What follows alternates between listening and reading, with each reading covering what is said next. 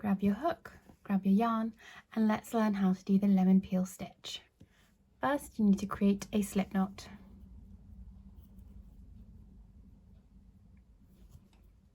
Insert your hook and pull it tight. Now you can either chain an odd number of stitches or crochet an even number of foundation crochet stitches. I am going to do foundation single crochets and therefore create an even number of stitches.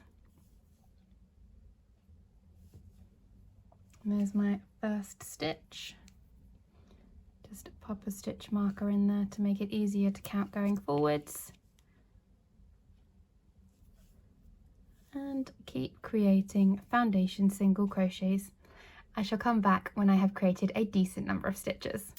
So let's count. I have 1, 2, 3, 4, 5, 6, 7, 8, 9, 10, 11, 12, 13, 14, 15. So I just need one more stitch to give me an even number. And there we are. I have 16 foundation single crochets. Now I am going to chain 1 and turn my work. And now this is the row that we're going to repeat throughout the lemon peel stitch. So we're going to do a single crochet into the very first stitch. Then we're going to place a double crochet into the next stitch. And we're going to keep repeating this pattern. So single crochet, double crochet, single crochet, double crochet. I shall meet you at the end of the row. As we are working into an even number of stitches and our row started with a single crochet, it will automatically end with a double crochet.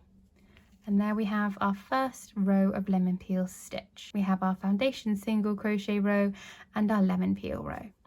Next we're going to chain 1 and turn. And literally we're going to repeat the same process across. So we're going to do single crochet, double crochet, single crochet, double crochet. This means that as you work up your piece, you're going to have a single crochet with a double crochet placed on top of it, then a single crochet on top of that, then another double crochet, and that keeps repeating over and over again until your work is the size that you desire. I'm going to work up a few more rows just so that you can get a good idea of what this stitch is going to look like once you get a good way into your project. And there you have it, a beautiful swatch of the lemon peel stitch. Doesn't this remind you of the skin of a lemon?